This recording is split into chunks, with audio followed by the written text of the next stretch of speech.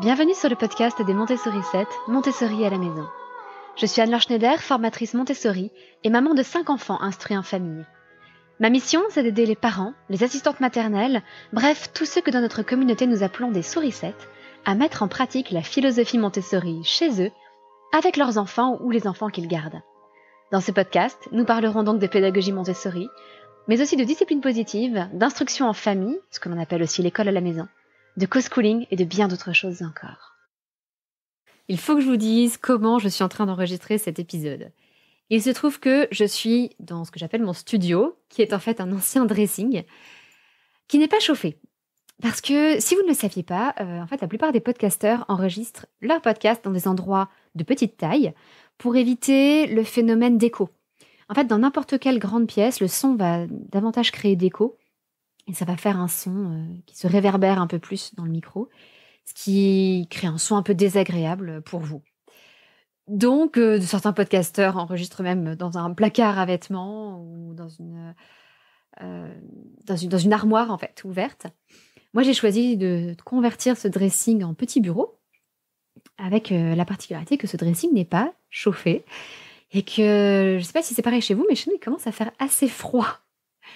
Donc, voilà, je suis là avec ma petite couverture pour vous parler pendant quelques minutes, peut-être quelques dizaines de minutes. Et je trouve que ça introduit parfaitement le sujet d'aujourd'hui, puisque je vais vous parler des enfants hypersensibles et de ce que la pédagogie Montessori peut faire, dans quoi elle peut aider ces enfants hypersensibles. Mais pour commencer, il faudrait que je vous définisse l'hypersensibilité. Et là, c'est très compliqué. L'hypersensibilité, ça n'est pas proprement parlé un concept médical, un diagnostic. C'est une notion un concept psychologique qui est plus ou moins bien défini. En gros, la définition de base, ce serait que l'hypersensibilité, c'est un trait de caractère qui fait qu'on a une sensibilité supérieure à la moyenne.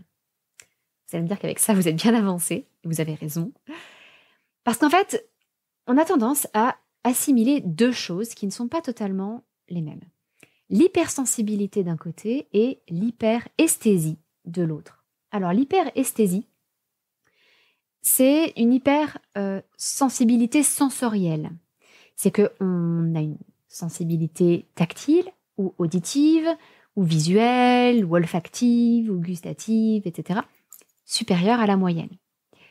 Et l'hypersensibilité serait davantage, je dis serait parce qu'en général on parle d'hypersensibilité pour les deux, mais si on va être plus précis, on devrait plutôt réserver le terme d'hypersensibilité à l'hypersensibilité émotionnelle.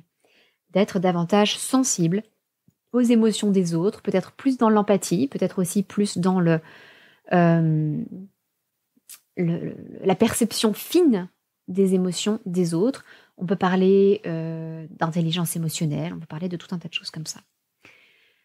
Donc cette hypersensibilité, on peut la raccrocher à des choses comme les babys, les bébés à besoins intenses, qui est un terme qu'on a commencé à utiliser dans les années 80, des bébés qui pleurent beaucoup, qui sont très sensibles à beaucoup de choses, qui sursautent au moindre bruit, etc.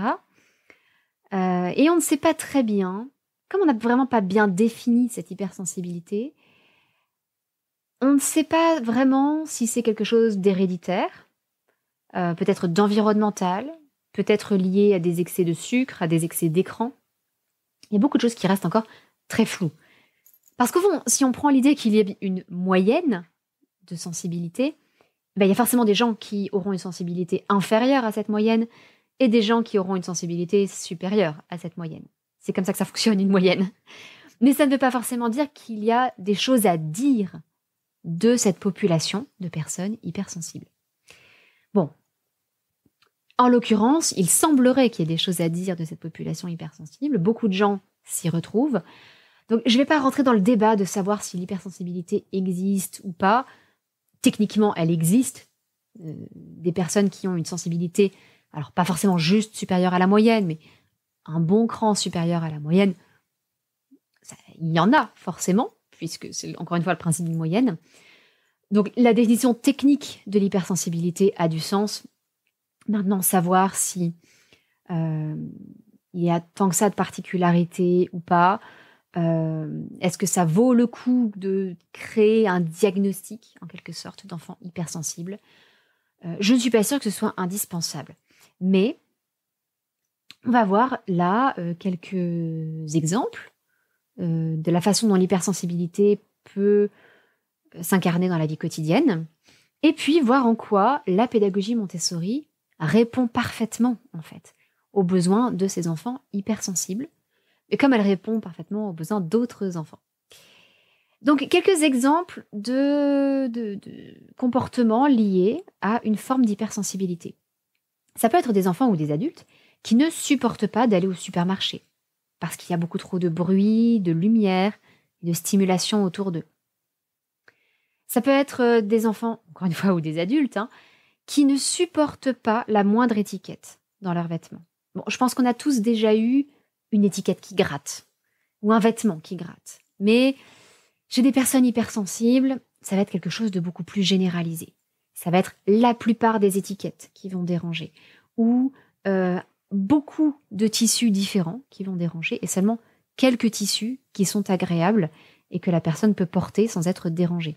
Parce que ce qui se passe, c'est que lorsqu'on a une hypersensibilité de ce type, on ne se rend pas forcément compte tout de suite, surtout pendant l'enfance, mais on peut s'apercevoir que l'enfant a des tics, par exemple bouge ses épaules ou se gratte derrière la tête, au milieu des omoplates, parce que en fait, il a cette étiquette qui le dérange, mais il ne prendra peut-être même pas forcément conscience qu'il y a une étiquette qui le dérange. Il sent juste qu'il n'est pas bien, mais il n'a pas forcément identifié la cause de ce mal-être. Et donc nous, en observant, on peut tâcher de la deviner. Donc il y a des signes comme ça qui peuvent quand même nous aider à reconnaître une forme d'hypersensibilité. Là, c'est plutôt une hypersensibilité tactile. Mais il peut aussi y avoir, par exemple, des dégoûts alimentaires. Un enfant, alors non pas un enfant qui n'aime pas les brocolis, ça c'est une chose, mais par exemple un enfant qui ne supporte pas certaines textures, qui ne supporte pas certaines saveurs qui pourtant ne sont pas très prononcées ou ne sont en général pas détestées par les enfants. Et puis au niveau plus émotionnel, vous avez peut-être déjà observé que quand dans un groupe d'enfants, par exemple à la crèche, il y a un ou deux enfants qui se mettent à pleurer, il y en a qui se mettent à pleurer aussi. Non pas parce qu'ils ressentent la moindre tristesse par elles-mêmes, en eux-mêmes, non pas parce qu'ils sont frustrés ou quoi que ce soit, mais simplement parce qu'un autre enfant pleure. Et c'est comme si en quelque sorte ils étaient contaminés, qu'il y avait une contagion des pleurs et de la tristesse. Et ces enfants, en fait, ils ressentent la tristesse des autres et ils sont submergés par cette tristesse et ils se mettent à pleurer à leur tour. Ça peut aussi être des enfants qui sentent qu'un autre enfant ne les aime pas, mais sans trop savoir dire pourquoi. L'autre enfant n'a rien dit, n'a pas eu de geste évident qui montre qu'il n'aime pas le premier enfant, mais le premier enfant, lui, se dit il ou elle ne m'aime pas. En fait, c'est simplement que l'enfant a perçu des signaux qui sont très subtils, mais de par cette hypersensibilité, l'enfant les a perçus, et donc, inconsciemment, il en tire des conclusions. Parce que, au fond, on peut percevoir le lien entre l'hyperesthésie, donc une hypersensibilité sensorielle, et l'hypersensibilité émotionnelle. C'est que les émotions, on les perçoit à travers nos sens, en fait. Comment est-ce que je reconnais que la personne en face de moi est heureuse ou triste? Eh bien, je regarde l'expression de son visage. Et je la regarde dans le détail. Vous savez que parfois, il y a des gens, on dit qu'ils rient ou qu'ils sourient, mais que leurs yeux ne sourient pas. Ça s'appelle ces micro-expressions qu'on peut voir aussi chez les gens, où on peut voir passer une expression de dégoût très rapidement, qui a disparu presque aussi vite qu'elle est apparue, mais elle était là. Et donc c'est par notre vue en général, également par notre ouïe, parce que c'est souvent en écoutant aussi les intonations, les petites respirations subtiles, les choses comme ça, que on va percevoir une émotion chez la personne en face de soi. Donc c'est au fond assez naturel que le fait d'avoir une hypersensibilité sensorielle rejaillisse sur une hypersensibilité émotionnelle.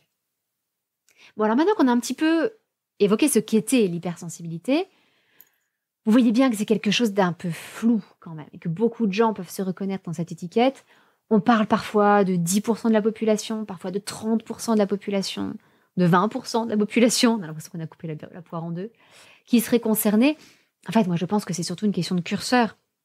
Encore une fois, si vous partez de la moyenne de la sensibilité chez les gens, vous avez la moitié des gens qui sont au-dessus de la moyenne, la moitié qui sont en dessous. Enfin, c'est pas tout à fait exact, mais ça, c'est la médiane. Mais voilà, vous avez quand même des gens qui sont au-dessus, des gens qui sont en dessous. Et puis, vous avez des gens qui sont un peu au-dessus, des gens qui sont très au-dessus. Vous avez tout un continuum comme ça de sensibilité. Donc, peu importe où on met la barre, à un moment donné, il y a des gens qui sont vraiment très hypersensibles, d'autres qui le sont un petit peu. Dans tous les cas, c'est un continuum. Il y a des caractéristiques qui vont être un peu proportionnelles à l'hypersensibilité, des inconvénients et des avantages qui vont être proportionnels à l'hypersensibilité. Alors, en quoi la pédagogie Montessori peut-elle aider, en particulier, ces enfants hypersensibles ? Eh bien, je vois un certain nombre de caractéristiques de la pédagogie Montessori qui font qu'effectivement, ça va être beaucoup plus utile. Enfin, l'hypersensibilité va être beaucoup mieux prise en compte et ça va considérablement aider ces enfants hypersensibles. J'en ai noté, j'étais en train de refaire le compte, j'en ai noté 9, c'est vous dire. Et je suis sûre que j'aurais pu encore en trouver 5 ou 6 autres. La première chose, c'est que les présentations dans la pédagogie Montessori sont faites de façon à ce que chaque étape est présentée l'une après l'autre. Et on ne parle pas pendant qu'on agit. Donc un enfant qui est très sensible, qui peut facilement être surstimulé, là, il va avoir uniquement des gestes à observer, puis uniquement une parole à écouter, puis à nouveau des gestes, puis une parole. Les gestes sont ralentis, ils sont décomposés. Donc tout ça, ça offre vraiment un niveau de stimulation minimal au niveau sensoriel pour l'enfant. Évidemment, du coup, ça facilite le calme, l'attention et la concentration pour ces enfants qui sont hypersensibles et que parfois on peut trouver très agités.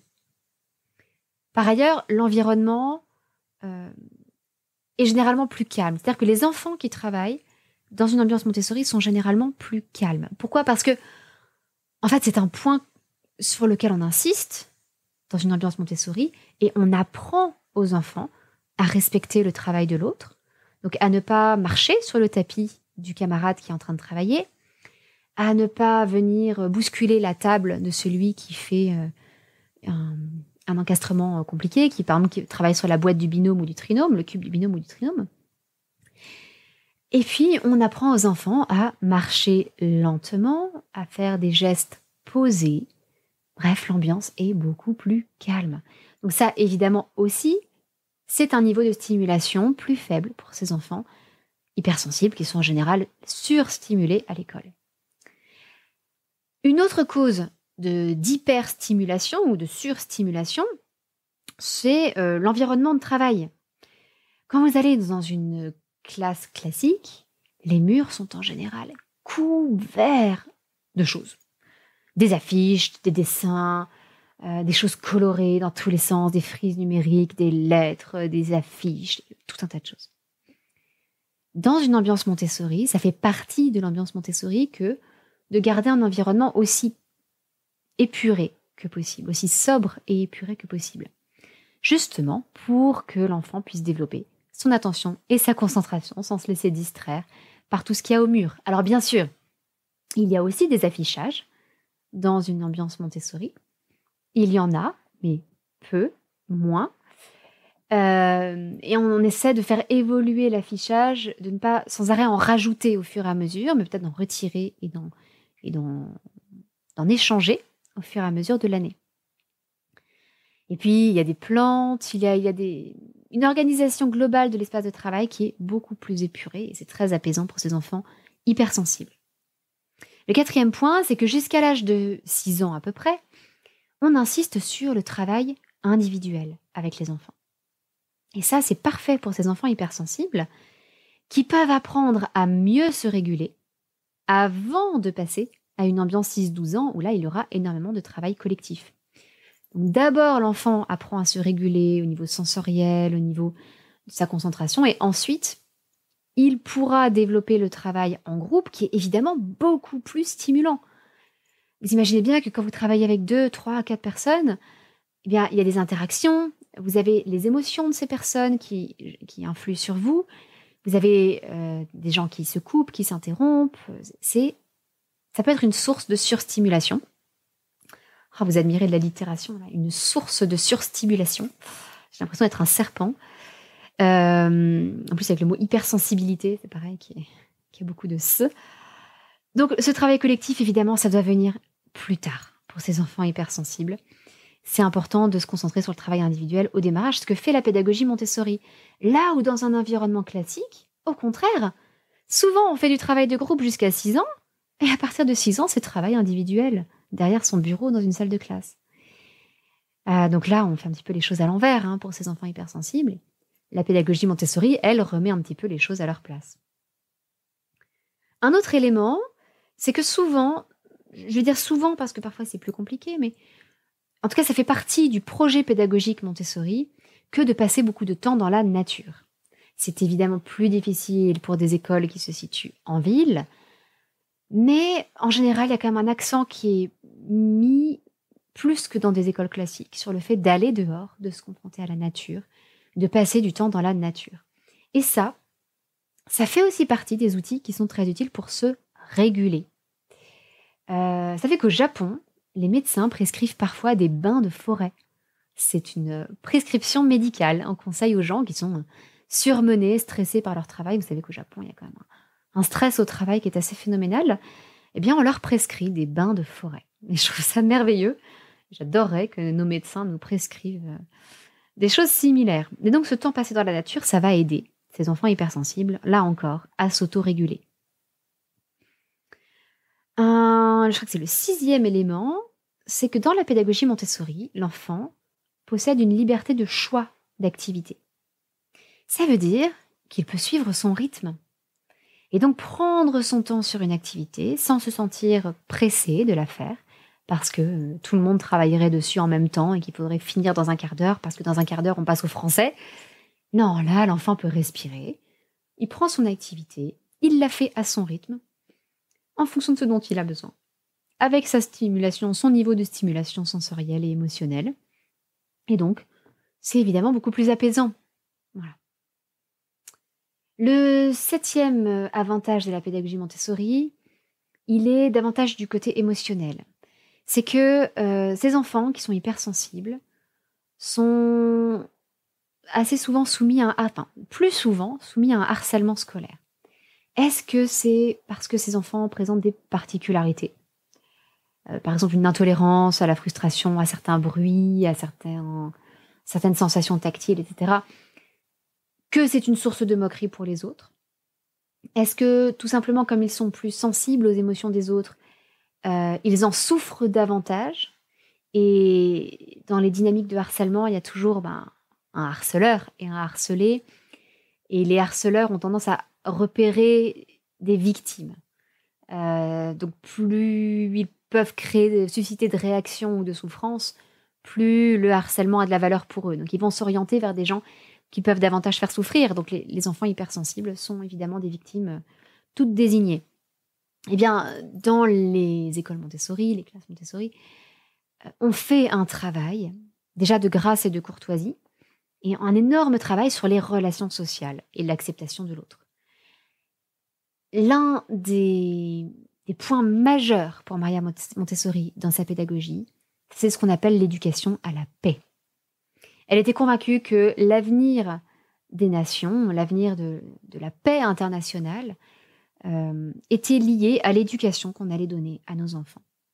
Et donc, cette éducation à la paix, elle fait partie du cursus Montessori, de la progression Montessori, au même titre que le français, les maths ou les sciences naturelles.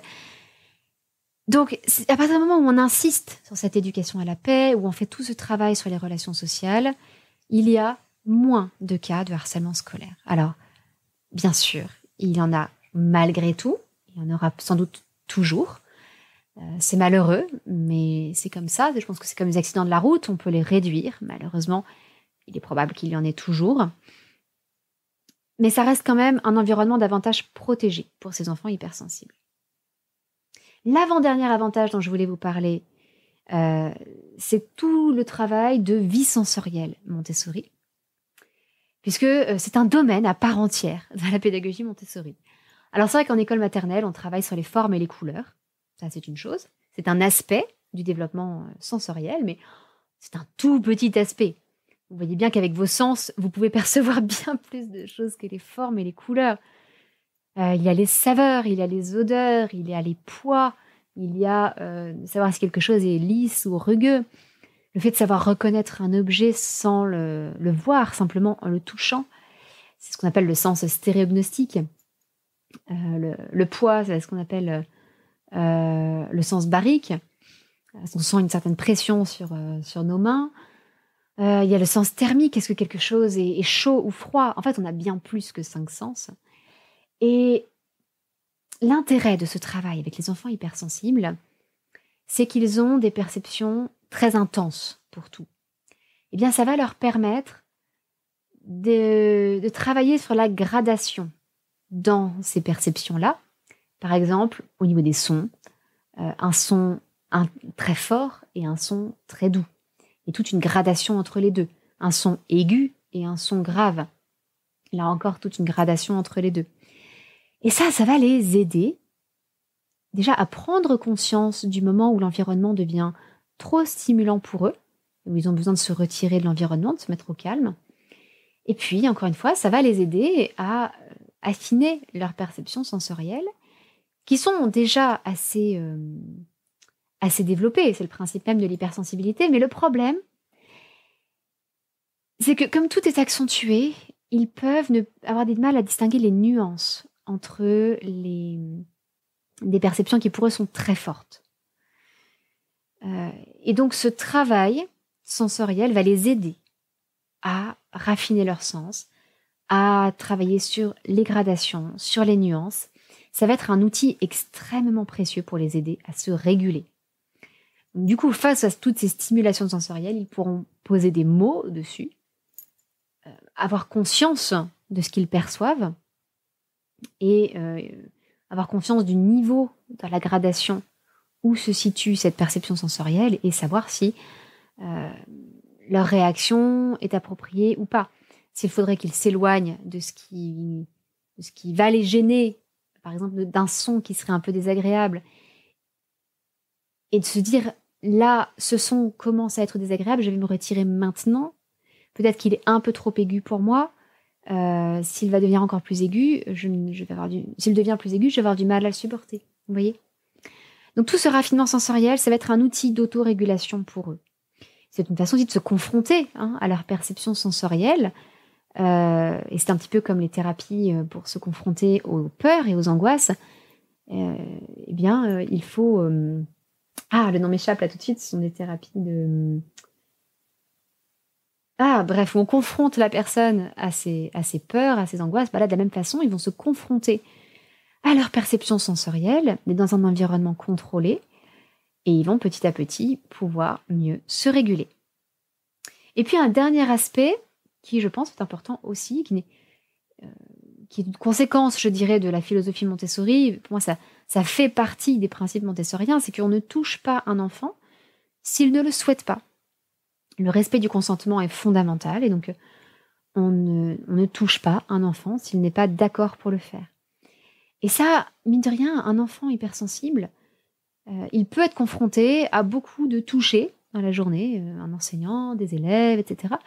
Et bien là, développer cette idée qu'on ne touche l'autre que s'il est d'accord pour qu'on le fasse, ça leur évite un certain nombre de stimulations qui ne sont pas désirées. Donc voilà un petit peu tous ces avantages de la pédagogie Montessori. Comme je vous le disais, je pense qu'on pourrait en trouver encore plein d'autres. Mais donc le fait que dans une présentation, je vais vous les récapituler rapidement. Le fait que dans une présentation, chaque étape soit présentée l'une après l'autre et qu'on ne parle pas pendant qu'on agit. Deuxièmement, que dans l'ambiance, les enfants sont plus calmes, respectent le travail de l'autre et qu'il y ait moins d'agitation. Troisièmement, que l'environnement soit épuré avec un juste niveau de stimulation. Quatrièmement, le fait qu'on favorise le travail individuel jusqu'à 6 ans, ce qui aide ces enfants à mieux se réguler et à se préparer au travail collectif après 6 ans. Cinquièmement, le temps passé dans la nature, qui aide là encore à se réguler. J'en suis où ? Sixièmement, la liberté de choix, qui lui permet de suivre son rythme. Septièmement, le fait qu'il y ait moins de cas de harcèlement scolaire, tout le travail sur l'éducation à la paix, qui évite à ces enfants de subir un harcèlement scolaire. Neuvièmement, tout le travail de vie sensorielle Montessori, qui va aider l'enfant à raffiner ses perceptions et là encore à s'autoréguler. Et neuvièmement, le respect du consentement de l'enfant, qui fait qu'on ne va pas le toucher s'il ne le souhaite pas. Alors, là, je vous ai parlé de tous ces avantages, mais il n'empêche qu'il y a quelques adaptations qu'un éducateur Montessori va faire assez naturellement s'il est confronté à un enfant hypersensible. Cette hypersensibilité, d'ailleurs, je ne l'ai pas précisé, mais elle peut être liée à un haut potentiel intellectuel. C'est très, très, très souvent le cas. Elle est aussi très présente dans les troubles du spectre autistique. Vous avez beaucoup d'enfants autistes qui ont des grosses difficultés à s'habiller, à trouver des vêtements dans lesquels ils se sentent bien, sans une ceinture élastique qui les serre trop, sans une étiquette qui les gratte, avec un tissu qui ne démange pas. Enfin, c'est une vraie difficulté. Donc, il y a des enfants hypersensibles qui ne sont ni au potentiel intellectuel, ni autistes. Mais c'est pour vous dire que c'est quelque chose qu'on retrouve très souvent associé au potentiel intellectuel ou aux troubles du spectre autistique. Et donc, dans ce cas-là, on peut faire certaines adaptations. Il n'y a aucun souci avec ça. Par exemple, pour tout ce qui est lettres rugueuses, chiffres rugueux, souvent, c'est un toucher, une sensation tactile qui est très désagréable pour les enfants hypersensibles parce qu'elles sont faites avec du papier de verre. Ce papier, il est normalement fin, c'est du grain fin, il n'empêche que ça peut être très désagréable. Même nous, adultes, souvent si on a un ongle, surtout qui frotte sur le papier de verre, on peut avoir une espèce de frisson désagréable. C'est un peu comme si on faisait crisser les ongles sur le tableau, vous voyez. Et bien là, on peut remplacer ces lettres avec du papier de verre par des lettres en velours, avec du velours autocollant adhésif. C'est beaucoup plus doux, beaucoup plus agréable pour les enfants et du coup, ça leur évite d'être bloqués sur cet apprentissage-là par le côté sensoriellement pénible.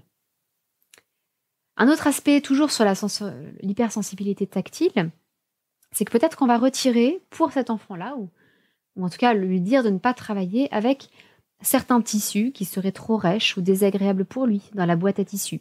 C'est une activité de vie sensorielle, la boîte à tissus, où on demande aux enfants de mettre en paire, sans les regarder, des morceaux de tissu. Et ensuite, ils se corrigent en enlevant leur masque pour pouvoir voir les tissus qui sont visuellement différents aussi. Donc si les tissus sont trop désagréables, on va simplement dire à l'enfant de ne pas travailler avec eux. Peut-être aussi qu'on peut retirer les boîtes à sons qui sont trop fortes, qui font trop de bruit. Souvent, on fait des boîtes à sons avec différentes choses dedans. C'est là encore une activité de vie sensorielle. Avec de la farine qui fait un bruit tout doux, très agréable. Avec différentes choses comme ça peut être des lentilles, ça peut être de la semoule, donc des choses qui vont être plutôt douces encore. Et on peut aller jusqu'à des choses comme des pois chiches ou des perles en bois qui font beaucoup de bruit.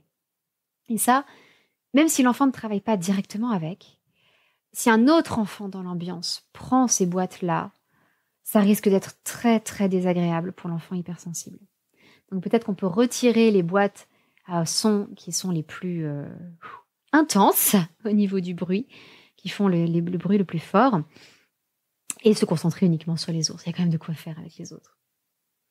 Et puis, de manière générale, il est important que l'éducateur reste attentif, que ce soit un parent éducateur ou un éducateur, aux signes précurseurs d'une surstimulation ou d'une crise sensorielle ou émotionnelle. Parce que, encore une fois, l'enfant n'est souvent pas conscient qu'il commence à être agacé par quelque chose. Mais nous, de l'extérieur, je pense qu'on peut davantage l'observer. Par exemple, encore un enfant qui se gratte à un endroit donné, toujours le même, et où on sent qu'il est agacé. Un enfant qui développe un tic avec les yeux, un tic d'une épaule qui bouge, quelque chose comme ça, on peut dire, tiens, peut-être quelque chose qui le gêne, peut-être sur son vêtement, peut-être dans le bruit de l'ambiance autour de lui. Il y a toutes sortes de choses comme ça qu'un enfant va manifester. Ça peut être aussi de se boucher les oreilles, de se refermer sur lui-même.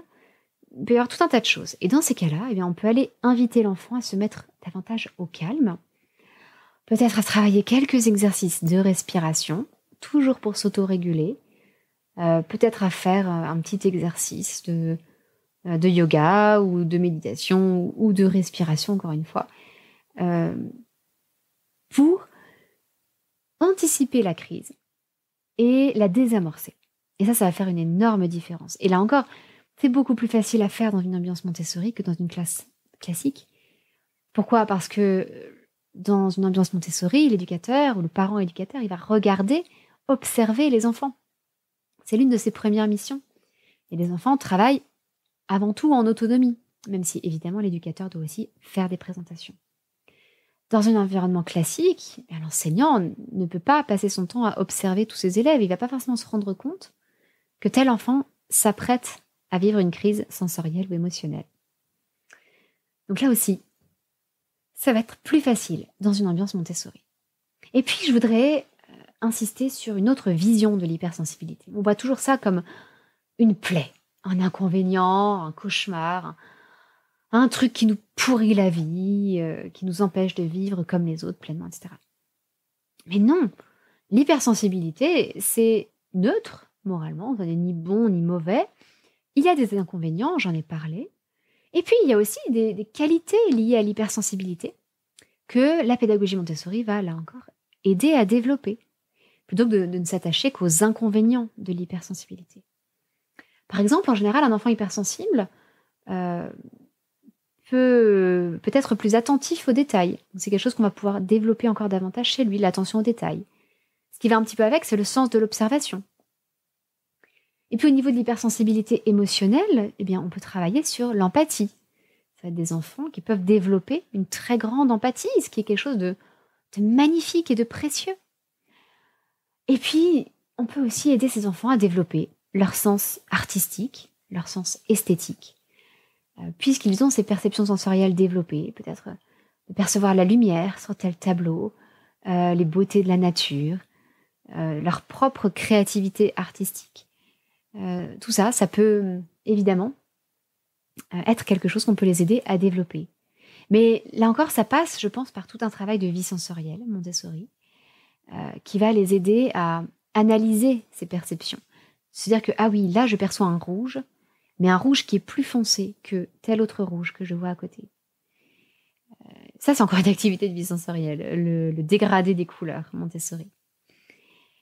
Donc, vous voyez que pour ces enfants qui peuvent représenter, suivant là où on met le curseur, jusqu'à 30% de la population, 30% des enfants, eh bien, la pédagogie Montessori peut les aider, peut répondre à leurs besoins, à la fois en évitant les crises et les inconvénients liés à l'hypersensibilité, qu'elles soient sensorielles ou émotionnelles, et puis en plus, ça va les aider à développer toutes les qualités, tous les avantages liés à cette hypersensibilité, et ça, je trouve ça merveilleux.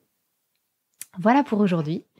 J'espère que je vous aurai intéressé, peut-être sensibilisé à ce sujet de l'hypersensibilité. Oui, le jeu de mots est voulu. Et que je vous aurai convaincu de l'intérêt de la pédagogie Montessori spécifiquement pour ces enfants hypersensibles. Je vous souhaite une excellente semaine et je vous donne rendez-vous mardi prochain pour un nouveau podcast. À très bientôt, votre petite sourisette, Anne-Laure.